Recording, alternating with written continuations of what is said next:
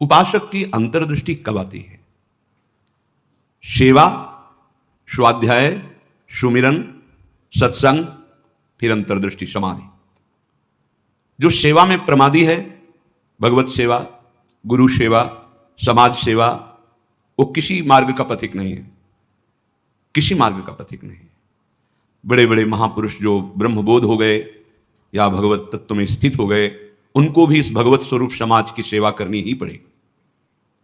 शरीर में जब तक हमारे बल है तब तक हमें समाज स्वरूप, भगवत स्वरूप, गुरु स्वरूप, वो एक ही परमात्मा बैठा है, हमें सेवा में तत्पर रहना है। क्योंकि शरीर से बहुत जन्मों में अशुभ कर्म हुए हैं, उनका क्षय सेवा से होता है। प्रगट शरीर से जब हम सेवा करते हैं, इसका प्रभाव मन पर पड़ता है। जो हम क्रियाएं करते हैं उनका प्रभाव मन पर पड़ता है। यदि अशुभ क्रियाएं हैं तो मन गंदा संकल्प करने वाला मलिन होता चला जाएगा।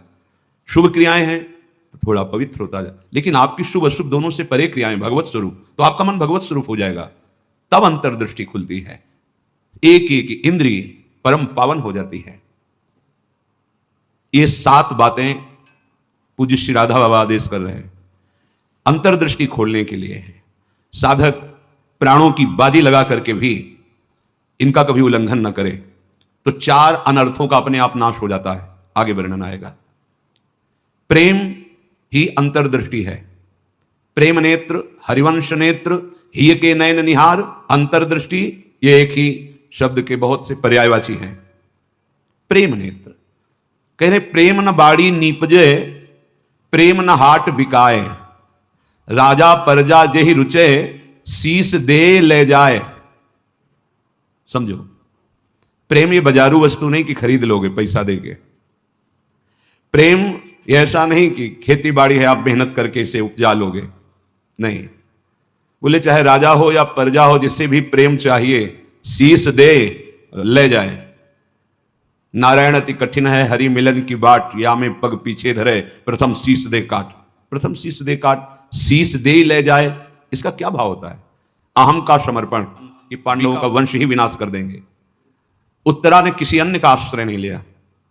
जैसे द्रौपदी जी से चूक हुई, पतियों का आश्रय, सभा में बैठे हुए महापुरुषों का आश्रय, भुजाओं का आश्रय, दांत का, उत्तरा ने नहीं। जे ही देखा कि जाजुल्यमान ब्रह्मास्त्र गर्भ नष्ट करने के लिए आ रहा है, हाथ उठाया और तुरंत भगवान का, हे करुणा निधान गोविंद, पूरा शब्द नहीं हुआ, भगवान गर्भ में ही प्रकाशित हो गए, आसपास गर्भ की रक्षा कर रहे हैं। परीक्षित जी गर्भ से ही भगवान के भक्त हैं। अधर्म का धन कोई भी हो बुद्धि भ्रष्ट कर देता है, बहुत इससे बचा जाता है। उपेक्षा करके बाहर निकले, देखा एक मरा हुआ सर्प पड़ा था, ऐसे धनुष की नोक से उठाया और ऋषि के गले में डाल दिया। महत अपराध है। साधु का उपहास या इस तरह की चेष्टाएं, उनको इसका भी पता नहीं चला, तो शांत अपने स्वरूप में स्थित हैं। कुछ ब्रह्म ऋषि कुमार देखे कि राजा परीक्षित अंदर गए थे, बाहर गए तो कोई बात थी क्या? वहां गए तो देखा समाधिस्थ थे, उनके गले में मरा हुआ सर्प। तो ऋषि कुमार दौड़ते हुए श्रृंगी ऋषि जहां स्नान कर रहे थे वहां गए और कहा, राजा परीक्षित ने बड़ा उपहास किया, आप अपने लिए वो बीज बो रहे हैं जो परमार्थ को नष्ट कर देगा। गुरुजनों का आदेश है, भिक्षान्न केवल गेट के बाहर से, राधे श्याम 2-3 आवाज लगाई, अगर कोई ग्रह निकला भिक्षाम दे, ली रोटी चल, नहीं बस 1-2-3 आवाज लगाई, बाहर मिला नहीं मिला, भूख पा लिया। तब भगवान अधीन होते हैं ऐसे भक्तों के। मन में मान का बिल्कुल न रह जाए आदर, बिल्कुल। 5वां, दिन रात में प्रतिपल ये भरोसा दृढ़ हो जाए भगवान हमारे साथ हैं। प्रेम दृष्टि खुलने का ये राधा बाबा का आदेश है। रात दिन तुम्हारे अंदर ये भरोसा हो जाए कि दिखाई तो नहीं दे रहे, भगवान है निश्चित हमारे पास। हमारी वाणी जी कहती है, नाम वाणी जहां श्याम श्यामा तहां। नाम चल रहा है तो तुम्हें दिखाई देंगे आगे चलकर, अभी पहले पाप नष्ट होने दो, अनर्थ की निवृत्ति होने दो, फिर देख लेना। पर तुम्हें ये विश्वास करना है आज सुन के, हर समय भगवान हमारे पास है, हमारे आराध्य देव हमारे पास हैं और निश्चित वो मुझे मिलेंगे। 5वां है, निश्चित मुझे मिलेंगे, वो हमारे आसपास ही हैं, वो हमें देख रहे हैं।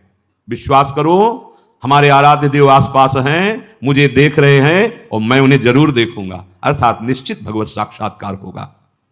6, माला संख्या पूरी करने वाली यहां बात नहीं है, वो तो प्रारंभ की होती है। यहां बात है कि प्राण छूट जा सकते हैं लेकिन भजन नहीं छूट सकता, ऐसी दृढ़ता पूर्वक भजन। दूसरा था निरंतर भजन, अब इसमें दृढ़ता पूर्वक भजन। दृढ़ता इसलिए 6ठा नंबर मानो उसी की व्याख्या कर रखा है। कोई प्रलोभन आ सकता है जो आपके भजन को रोक सके, क्योंकि माया बहुत बलवती है। कोई वासना दबी होगी, वही वासना का सारा भोग सामग्री फ्री, एकांत भोगो इसको, क्योंकि आप बहुत ऊंचाई पर चढ़ने जा रहे हो, भोगो इनको। लेकिन भगवत साक्षात्कार करने वाला किसी प्रलोभन में प्रभु देखो, त्रिभुवन की राज्य लक्ष्मी देने पर भी आधे पल के लिए, याद हो गया होगा आपको, सैकड़ों बार कहा है, आधे पल के लिए भी अपने प्रभु का विस्मरण नहीं, इसे दृढ़ता कहते हैं।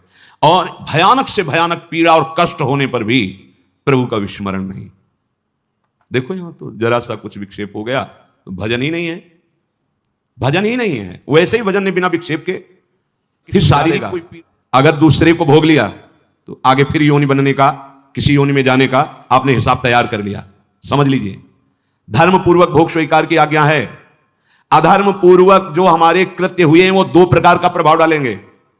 पूज्य श्री राधा बाबा कह रहे, एक तो ये दंड रूप से, जैसे कोई रोग आ जाना, कोई अपमानित कर रहा है, कोई निंदा कर रहा है, आदि आदि, बड़ा तिरस्कार हो रहा, शांत तुम्हारे पाप नष्ट हो रहे।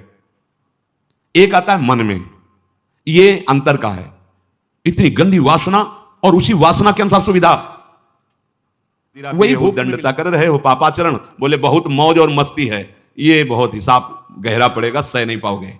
मस्ती तो उसी को कहते हैं, प्राप्ति करने का अधिकार है।